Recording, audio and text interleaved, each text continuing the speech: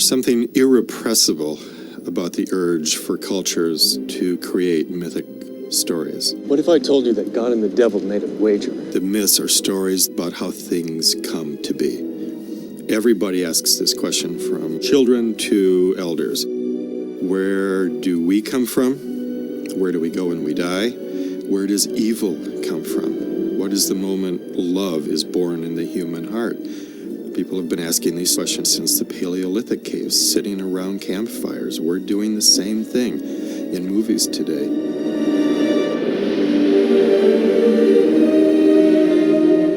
Hold the door. You're going down. Not if I can help it. Mythic stories are about heroes who are stuck. And to get unstuck, they have to take a step out of their old life. And in one step, and then the next step, and the next step, and suddenly you're on an adventure.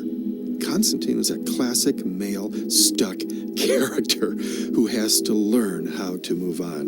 Why me, Gabriel? It's personal, isn't it? I didn't go to church enough. I didn't pray enough. Through the history of most mythology and literature, you have a belief in the power of human beings to change. And that's the stuff of heroism. But especially since the two wars in Europe, which have killed 120 plus million people, this other sensibility began to permeate all of the arts, and that is a deep disrespect for heroism and optimism, and a kind of resolute disgust with this Pollyannish notion of change. And this is what we get in Constantine here, in the Keanu Reeves character. He is an heroic character, but he is fighting the evil within him. And he's trying to rescue what is ever good from the underworld. And every character involved within this film has those different shadings. In the classic hero's journey that Joe Campbell cobbled together, the hero has to separate from the way that he's been.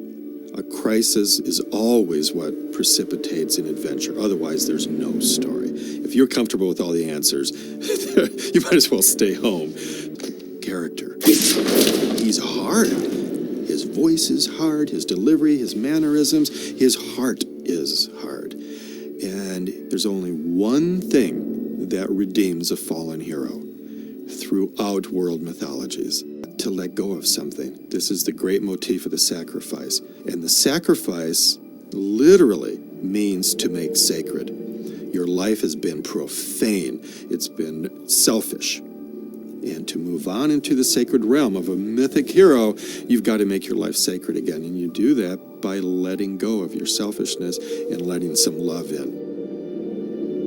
And his choice, his decision to go forth and redeem the human race, redeem the love of his life now, is that he's got to sacrifice himself in order for the world to go on. The hero journey is the journey of renewal. It's the journey of rebirth. That's why you have to die. Constantine, at the end of this movie, says, I had to die twice. So he's one of the heroes who didn't get it the first time around. It's called the matrix of destiny. In other words, you have a vision.